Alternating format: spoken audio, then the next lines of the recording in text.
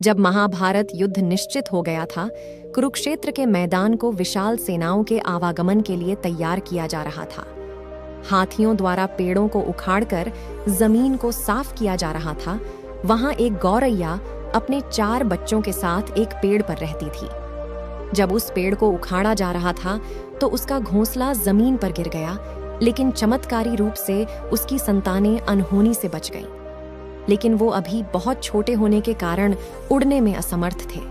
कमजोर और भयभीत गौरैया मदद के लिए इधर उधर देखती रही। तभी उसने श्री कृष्ण को अर्जुन के साथ वहां आते देखा। वे युद्ध के मैदान की जांच करने और युद्ध की शुरुआत से पहले जीतने की रणनीति तैयार करने के लिए वहां गए थे।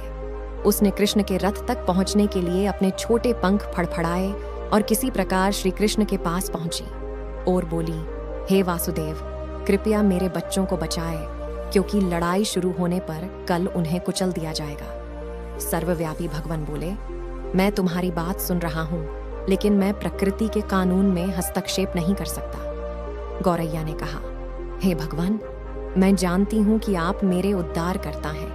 मैं अपने बच्चों के भाग्य को आपके हाथों में सौंपती हूं। अब यह आपके ऊपर है कि आप उन्हें मारते हैं या उन्हें बचाते हैं।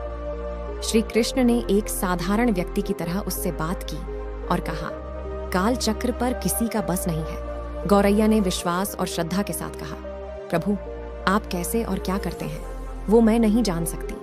आप स्वयं काल के नियंता हैं, यह मुझे पता है। मैं सारी स्थिति एवं परिस्थिति एवं स्वयं को परिवार सहित आपको समर्पण करती हूँ। भगवान श्री कृष्ण बोले, अपने घोंसले में 3 सप्ताह के लिए भोजन का संग्रह करो। गौरैया और श्री कृष्ण के संवाद से अनभिज अर्जुन गौरैया को दूर भगाने की कोशिश करते हैं। गौरैया ने अपने पंखों को कुछ मिनटों के लिए फुलाया और फिर अपने घोंसले में वापस चली गई। 2 दिन बाद शंख के उद्घोष से युद्ध शुरू होने की घोषणा की गई। कृष्ण ने अर्जुन से कहा कि अपने धनुष और बाण मुझे दो। अर्जुन चौंका, क्योंकि कृष्ण ने युद्ध में कोई भी हथियार नहीं उठाने की शपथ ली थी। इसके अतिरिक्त अर्जुन का मानना था कि वह ही सबसे अच्छा धनुर्धर है। अर्जुन ने दृढ़ विश्वास के साथ कहा, मुझे आज्ञा दें भगवान, मेरे तीरों के लिए कुछ भी अभेद्य नहीं है। चुपचाप अर्जुन से धनुष लेकर कृष्ण ने एक हाथी को निशाना बनाया, लेकिन हाथी को मार के नीचे गिराने के बजाय तीर हाथी के गले की घंटी में जा टकराया और एक चिंगारी सी उड़ गई। अर्जुन ये देखकर अपनी हंसी नहीं रोक पाए, क्योंकि श्री कृष्ण एक आसान सा निशान छूक गए और बोले, क्या मैं प्रयास करूं केशव?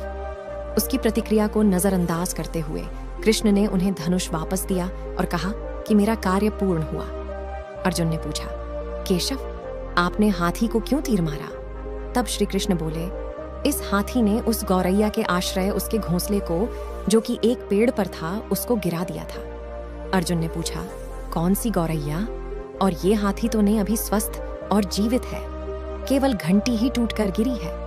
अर्जुन के सवालों को खारिज करते हुए कृष्ण ने उसे शंख फूंकने का निर्देश दिया। युद्ध शुरू हुआ। अगले 18 दिनों में कई जानें चली गईं। अंत में पांडवों की जीत हुई। एक बार फिर श्री कृष्ण अर्जुन को अपने साथ युद्ध क्षेत्र में भ्रमण करने के लिए ले गए। कई शव अभी भी वहां हैं जो उनके अंतिम संस्कार का इंतजार कर रहे हैं। जंग का मैदान गंभीर अंगों और सिर, बेजान सीढ़ियों और हाथियों से भरा पड़ा था। वहां ही उस हाथी के गले की घंटी भी पड़ी हुई थी, जिसे देख श्री कृष्ण वहां रुक गए और उन्होंने अर्जुन से कहा, क्या आप मेरे लिए यह घंटी उठाएंगे? निर्देश बिल्कुल सरल था, परंतु अर्जुन के समझ में नहीं आया। आखिरकार विशाल मैदान में जहां बहुत सी अन्य चीजों को साफ करने की जरूरत थी, कृष्ण उसे धातु के एक टुकड़े को रास्ते से हटाने के लिए क्यों कहेंगे? अर्जुन ने कहा। इसे श्री कृष्ण ने कहा, हाँ, यह घंटी, ये वही घंटी है जो हाथी की गर्दन पर लगी थी, जिस पर मैंने तीर मारा था। अर्जुन बिना किसी सवाल किए उस भारी घंटी को उठाने के लिए नीचे झुका। जैसे ही उन्होंने इसे उठाया, उसकी हमेशा के लिए जैसे दुनिया बदल गई। 1, 2, 3, 4 और 5 बच्चे और उसके बाद एक गौरैया उस घंटी के नीचे से निकले। बाहर निकल के माँ और छोटे पक्षी कृष्ण के इर्द गिर्द मंडराने लगे एवं बद्धे आनंद से उनकी परिक्रमा करने लगे। 18 दिन पहले काटी गई एक घंटी ने पूरे परिवार की रक्षा की थी। अर्जुन ने कहा, मुझे क्षमा करें हे कृष्ण, आपको मानव शरीर में देखकर और सामान्य मनुष्यों की तरह व्यवहार करते हुए मैं भूल गया था कि आप वास्तव में कौन हैं। दोस्तों, आशा करता हूँ ये वीडियो आपको अच्छा लगा होगा। वीडियो को पूरा देखने के लिए आपका बहुत बहुत धन्यवाद।